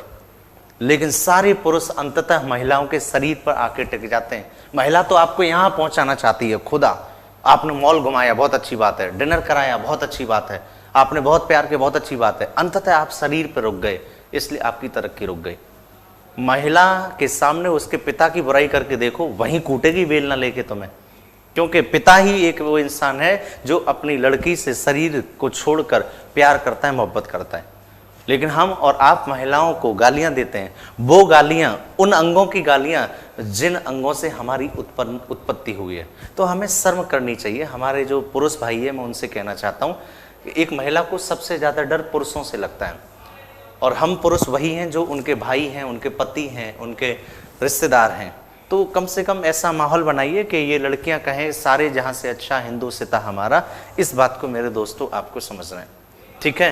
तो वादा करिए मुझसे कि आप प्रत्येक महिला का सम्मान करेंगे, दोस्त समझेंगे, उनको बहन समझेंगे, एक अच्छे आदर के साथ प्रतिकार करेंगे। मैं हमेशा कहता हूँ प्यार करो आप, आई लव यू बोलो आप, लेकिन छोड़ो मत, आप छेड़ो मत उनको, उनके साथ गलत तरीके का बिहेव मत करो, उनके साथ गाली मत दो, ठीक है? तुम्हारा लव स्टोरी क्यों सक्सेस नहीं है? इसलिए नहीं है कि आपको लड़कियों पर फेथ नहीं है, विश्वास नहीं है। लव स्टोरी में पहला कॉन्सेप्ट होता है फेथ। अब क्या कहेंगे, प्यार सिखाने लगे। बिल्कुल सीखिए। आपकी गर्लफ्रेंड आई, सबसे पहले मोबाइल चेक कर रहे हैं आप, सबसे पहले मोबाइल चेक कर रहे हैं कि कोई है तो नहीं। वो मोबाइल जो चेक कर रहे हैं वो कब का डिलीट हो चुका है, इस बात को आपको समझना है। तो स्पेस दो, फ्रीडम दो, आज़ादी दो। हमेशा कश्मीर की आज़ादी की बात करते रहोगे क्या? थोड़ा सा महिलाओं को स्पेस दो, बहुत अच्छी होती हैं, बहुत तरक्की करती हैं, आपके लिए अपना घर छोड़ के आती हैं। तो जय हिंद, सलाम करता हूं महिलाओं को। तो देखिए दूसरा है बाल श्रम एवं बधुआ मजदूरी के खिलाफ। बाल श्रम, अजय राणा सर की क्लास नहीं होगा क्या? बिल्कुल होगा यार, ऐप पे है, 7 बजे से होगा, चल भी रहा होगा, इस बात को देखना है। तो बाल श्रम एवं बधुआ मजदूरी के खिलाफ भी PIL दायर हो सकता है। जेल अधिकारियों के खिलाफ जेल सुधार के लिए, और जब राज्य सरकार की अधिक कर लगाने की योजना से गरीब लोगों के जीवन पर बुरा प्रभाव पड़े तब भी इस पर PIL दायर हो सकता है। इस बात को मेरे दोस्तों आपको समझना है, ठीक है, इस बात को मेरे दोस्त आपको समझना है। अब देखिए आगे का कॉन्सेप्ट क्या है, आगे का कॉन्सेप्ट क्या है। जहां निर्माण करने वाली कंपनी पेड़ों को काट रही हो और वातावरण प्रदूषण कर रही हो तो उस कंपनी के खिलाफ भी PIL दायर हो सकता है। अगर कोई ऐसी कंपनी है जो फैक्ट्री बना रही है लेकिन बहुत बड़े पैमाने पर पेड़ काट रही है और वातावरण प्रदूषण कर रही है तो उस फैक्ट्री के खिलाफ भी आप PIL दायर कर सकते हैं। जब कोई सरकारी अधिकारी अपने कर्तव्यों एवं दायित्वों की पूर्ति ना कर रहा हो, रिस्पॉन्सिबिलिटी ना निभा रहा हो, तो इस बात को आपको समझना है कि यहां पर भी आप PIL दायर कर सकते हैं, ठीक है। हमारे गांव पोखरा को पाटकर लोगों द्वारा कब्जा किया गया है, जो जनहित याचिका किसके विरुद्ध दायर करनी चाहिए? क्योंकि अधिकारी भी कब्जा मुक्त नहीं करा रहे, तो जिस व्यक्ति ने कब्जा कर रखा है उससे करेंगे। अधिकारी अगर अपना कार्य नहीं कर रहे तो अधिकारी के खिलाफ करेंगे आप। तो देखो स्पष्ट लिखा है, जब कोई सरकारी अधिकारी अपने कर्तव्यों एवं दायित्वों की पूर्ति ना कर रहा हो तो उस अधिकारी के खिलाफ दायर कर सकते हैं। उच्च स्तरीय, आप वकील की सलाह ले लो मेरे दोस्त, वकील आपका करवाएगा, इस चीज को आपको समझना है। नेक्स्ट देखिए, उच्च स्तरीय राजनीतिक भ्रष्टाचार एवं अपराध को रोकने के लिए, अगर पॉलिटिकल करप्शन हुआ है, बड़े पैमाने पर कोई करप्शन हुआ है, अपराध हुआ है, उसको रोकने के लिए PIL कर सकते हैं। जब धार्मिक अथवा संविधान में दिए गए मौलिक अधिकारों का हनन हो रहा हो, यानी अगर आपके मूल अधिकारों का शोषण हो रहा है, मूल अधिकारों का हनन हो रहा है, तो भी आप PIL दायर कर सकते हैं, क्योंकि न्याय पाना आपका फंडामेंटल राइट है, इस बात को समझना है। जब गरीबों के न्यूनतम मानव अधिकारों का हनन हो रहा हो, अगर किसी व्यक्ति के मानव अधिकारों का हनन हो रहा है, मूल अधिकारों का हनन हो रहा है, संवैधानिक अधिकारों का हनन हो रहा है, तब भी बेटा उसके खिलाफ PIL दायर की जा सकती है। इस बात को मेरे दोस्तों समझना है, क्लियर है। तो अब मैं आपसे प्रश्न पूछता हूं, PIL में कितना शुल्क लगता है? 50 रुपए लगता है प्रति प्रतिवादी, वकील अलग से करेंगे वो अलग है। PIL में केस आप स्वयं लड़ सकते हैं। PIL में जरूरी नहीं है कि पीड़ित व्यक्ति खुद कोर्ट में जाए, खुद अपना केस दायर करे, दूसरी संस्था, दूसरा कोई भी भारत का नागरिक PIL जारी कर सकता है। PIL का पूरा नाम पब्लिक इंटरेस्ट लिटिगेशन होता है। PIL के जनक PN भगवती को माना जाता है। पोस्ट कार्ड के द्वारा भी कोर्ट PIL को संज्ञान में ले सकता है, पत्र लिखकर भी सुप्रीम कोर्ट, हाई कोर्ट संज्ञान में ले सकता है। PIL केवल हाई कोर्ट और सुप्रीम कोर्ट में दायर की जाती है। PIL हमेशा सामूहिक हित के मामलों पर, सार्वजनिक हित के मामलों पर दाखिल की जाती है। PIL निजी व्यक्ति या निजी संस्थान या निजी हितों के विरुद्ध दायर नहीं की जा सकती। PIL हमेशा सार्वजनिक हित के लिए, सामूहिक हित के लिए दायर की जाती है। इस बात को मेरे दोस्तों समझना है, क्लियर है। तो ये एक सिंपल सा सीन था किसका? PIL का। फटाफट कमेंट बॉक्स में बता दें कितने रुपए प्रति प्रतिवादी? 50 रुपए। अगर कोर्ट चाहे तो आपका शुल्क भी क्या कर देगा? माफ कर देगा। इस बात को आपको समझना है। कोर्ट चाहे तो आपके ये भी शुल्क को माफ कर सकता है, ठीक है। आपके आसपास कोई भी बड़े लेवल पर भ्रष्टाचार हो रहा है, गलत काम हो रहा है, सरकार की नीतियों से परेशान है जनता समूह, तो आप PIL दायर कर सकते हैं। ये हिंदुस्तान की विशेषता है कि वहां पे जनहित याचिका जैसा कॉन्सेप्ट है, और जनहित याचिका से बड़े बड़े भ्रष्टाचार उजागर हुए हैं। और कोई भी बड़ा व्यक्ति जिसके पास पैसा है वो जरूर दूसरे के केस भी PIL के रूप में दाखिल कर सकता है। आप गरीब हैं, आपके पास पैसा नहीं है, लेकिन कोई ऐसा मुद्दा है जिससे बड़े लोग इफेक्टेड हो रहे हैं, तो कोई भी अन्य व्यक्ति आपकी जगह PIL को दाखिल कर देगा। इस बात को समझना है। लगभग 30% PIL आज कंसीडर हो जाती हैं, क्योंकि बहुत बड़े पैमाने पर कोर्ट में क्या केस चल रहे हैं। इस बात को आपको समझना है, ठीक है भैया। ये हमारा आज का सीन था। चलिए आगे की ओर चलते हैं और आगे आपको कुछ इन्फॉर्मेशन बताते हैं। आगे आपको कुछ इन्फॉर्मेशन बताते हैं।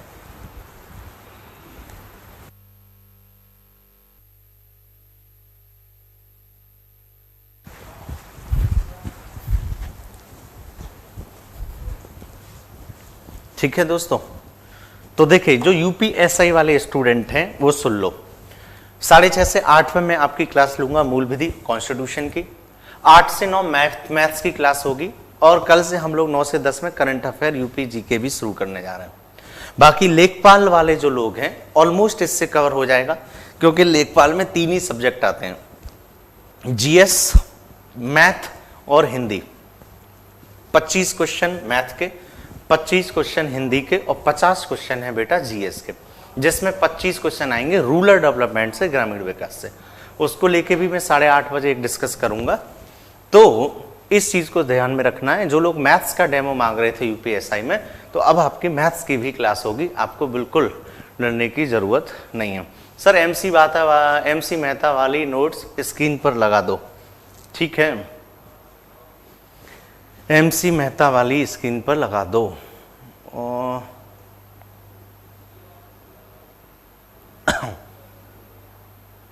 लो भैया लगा दिया, ठीक है, क्लियर है। तो अब मैथ्स के बारे में डिस्कस कर लेते हैं। मैथ्स बेटा आपको पुष्पेंद्र सर पढ़ाएंगे। मैथ्स कौन पढ़ाएगा? पुष्पेंद्र सर पढ़ाएंगे। इस बात को आपको समझ लेना है, ठीक है। गांगुली चौरसिया, ठीक ठीक ठीक। वैकेंसी कब तक आएंगी सर? बेटा ये तो सरकार बताएगी, लेकिन पिछले कई दिनों से लगातार अखबारों में आ रहा है, तो निश्चित तौर पे बेटा एसआई और बेसिकली लेखपाल 100% आएगा। लेखपाल उन लोगों के लिए अच्छा है जिनकी हाइट नहीं है, जो एसआई की वैकेंसी नहीं देख सकते, और जो दबंग बनना चाहते हैं वो तो वैसे ही देख सकते हैं। पुष्पेंद्र सर आ जाइए। तो पुष्पेंद्र सर को अब मैं बुलाऊंगा, मैथ्स के टीचर हैं, मैथ्स की स्ट्रेटेजी आपको बताएंगे, डिस्कस करेंगे। फिर 8 से 9 इनकी क्लास भी है मैथ की। इस बात को आपको समझना। सर क्या ये सुपर टेट में भी यूजफुल होगा? सुपर टेट में बेटा आईपीसी सीआरपीसी नहीं आता। सुपर टेट में पॉलिटी आएगा, हिस्ट्री आएगा, करंट अफेयर आएगा, ज्योग्राफी आएगा, साइंस आएगा, इकोनॉमी आएगा, है ना। तो कल से मैं करंट की क्लासेस भी बेटा लेके आ रहा हूँ रात में 9 से 10, जिसमें मैं आपको औरों की तरह क्वेश्चन नहीं कराऊंगा, करंट बाकायदा पढ़ाऊंगा। और करंट अफेयर वही बंदा अच्छा कर सकता है जिसका ट्रेडिशनल पार्ट अच्छा हो। पॉलिटी, इकोनॉमी, हिस्ट्री, ज्योग्राफी ये सब अच्छा होना चाहिए, क्योंकि करंट अफेयर में आप राष्ट्रीय और अंतर्राष्ट्रीय घटनाओं को पढ़ते हैं, और बिना आपके ट्रेडिशनल पार्ट के करंट कभी आपको याद नहीं होगा। तो करंट रटना नहीं है, करंट को समझना है, और उस करंट के माध्यम से ट्रेडिशनल पार्ट को भी क्या करते जाना है, क्लियर करते जाना है। सोनू कुमार, बिल्कुल। फॉर्म कब तक आने का चांस है? मैं आशा करता हूं कि आने वाले 10-15 दिन में फॉर्म आने चाहिए, जैसा कि अखबार में लिखा था। यूपीएसआई में बेटा मैं पढ़ाऊंगा कॉन्स्टिट्यूशन, रोहित सर जो है वो पढ़ाएंगे जीएस स्पेशल में। इस बात को समझना है, ठीक है। तो अब मैं पुष्पेंद्र सर को बुलाऊंगा, उनसे मिलिए, वो आपको पूरी स्ट्रेटजी मैथ्स की बताएंगे। फिर 8 से 9 आपकी मैथ की क्लास भी है। आज पहली क्लास है यूपीएसआई के सब्जेक्ट के साथ। आ जाइए। पुष्पेंद्र सर का मैं जोरदार तालियों से क्लैपिंग कर रहा हूँ, स्वागत कर रहा हूँ। तो पुष्पेंद्र सर हैं ये हमारे, जो लगातार 4-5 सालों से मुखई नगर में पढ़ा रहे हैं। एसएससी मेंस के बैच पढ़ा रहे हैं नीतू मैम के साथ। बहुत ज़बरदस्त नाम है, अभी आप पढ़ेंगे तो आपको मज़ा आ जाएगा। तो एसआई के लिए पुष्पेंद्र सर पढ़ाएंगे आपको, और बड़े पैमाने पर एक लंबा अनुभव रहा है इनको पढ़ाने का, तो इनका भी मैं स्वागत करता हूं, इस्तकबाल करता हूं, आप भी करिए। और आज इनकी क्लास 8 से 9 है। आज इनकी क्लास 8 से 9 है यूपीएसआई को लेके। ये क्लास आपकी लेखपाल के लिए भी यूजफुल होगी, अन्य एग्जाम के लिए भी यूजफुल होगी। ऐसा नहीं है कि लेखपाल में आप अलग से कोई मैथ पढ़ाएंगे। तो सर जो मैथ्स पढ़ाएंगे वो लेखपाल के लिए भी क्लियर हो जाएगा, यूपीएसआई के लिए भी क्लियर हो जाएगा, पुलिस के लिए, दिल्ली पुलिस के लिए, अन्य के लिए भी क्लियर हो जाएगा, ठीक है। इस बात को आपको समझना है। तो अब मैं माइक दूंगा हमारे पुष्पेंद्र सर को। बहुत बहुत धन्यवाद सर आपका, और मैं आपका हार्दिक अभिनंदन करता हूं, आपका स्वागत करता हूं, और मैं उम्मीद करता हूं आप बहुत बहुत अच्छे होंगे और आपको पढ़ने में बहुत मज़ा आ रहा होगा। तो जैसा कि सर ने बताया, यूपीएसआई का बैच हम लेकर के आ रहे हैं, डेट भी सर ने बता दी होगी, और मैं उसमें अर्थमेटिक पढ़ाऊंगा और बहुत मज़ा आने वाला है। अर्थमेटिक पढ़ाने का तरीका बहुत अलग है, लेकिन थोड़ा देहाती तरीके से पढ़ाता हूँ, है ना, बिल्कुल, क्योंकि पढ़ाने का जो तरीका है वो बिल्कुल देहाती है। आप समझ सकते हैं मैं गाँव का रहने वाला हूँ, तो बिल्कुल हिंदी माध्यम और इंग्लिश माध्यम दोनों में मैं पढ़ाऊँगा, बाईलिंगुअल में लेकर के चलूँगा। तो हमारी जो स्ट्रेटजी रहेगी बेटा, अभी बस 8 बजे से मैं स्टार्ट करूँगा, आपको मैं सारी बातें बता दे रहा हूँ। 8 बजे एक तो मेरे साथ जुड़ना ना भूलें। पहली बात तो ये, जिनका सपना यूपीएसआई है ना, जिनको एसआई बनना है, जिनको सारी स्ट्रेटजी जाननी है कि सर मैथ में कैसे हमें परफॉर्म करना है, कैसे हमें मैथ में 100 आउट ऑफ 100 में से 100 नंबर का स्कोर करना है, 100 में से 100 नंबर या 100 में से 90 प्लस नंबर हमें कैसे लाने, उस स्ट्रेटजी को मैं आपको पूरा डिटेल में बताऊंगा। हमको पता है कि सर उस पेपर में 40 क्वेश्चन आते हैं, एक क्वेश्चन 2.5 नंबर का होता है, दैट मीन्स बच्चों 40 क्वेश्चन 100 नंबर के हो गए, उसमें नेगेटिव मार्किंग होती नहीं है ना, बिल्कुल भी नेगेटिव मार्किंग उसमें नहीं होती है। मेरी बातों को कान खोल के सुनते रहें, समझ में आ गया। आप जानते होंगे मेरा नाम पुष्पेंद्र शर्मा है, सर ने बता दिया होगा। मैं लगातार मुखर्जी नगर में पिछले कई सालों से सेवाएं दे रहा हूं, 8 साल मेरा टीचिंग एक्सपीरियंस है और अर्थमेटिक और एडवांस में लगातार नीतू मैडम के साथ मुखर्जी नगर में लेता हूं, है ना। तो इस बार मैं आपको यूपीएसआई के लिए अर्थमेटिक पढ़ाने आ रहा हूं। आप पढ़ाने का तरीका देखेंगे, टाइप वाइज प्रॉपर एक एक चीज को मैं आपको डिटेल में पढ़ाऊंगा, नोट्स जरूर बनाइएगा, है ना। और फ्री में आपको यूट्यूब पर सेवा दूंगा, समझ में आया। दूसरा, जी सर कैसे हम 100 में से 90 नंबर का स्कोर करेंगे, 100 में से हमारे 90 नंबर कैसे आएंगे, किस तरीके से आप पढ़ाओगे, ये सारी जानकारी आपको कुछ ही देर में मैं दूंगा, सही है। तो आप मेरी बात को फिर से सुन लें, 8 बजे मैं लाइव आऊंगा, मेरे साथ जुड़ना ना भूलें।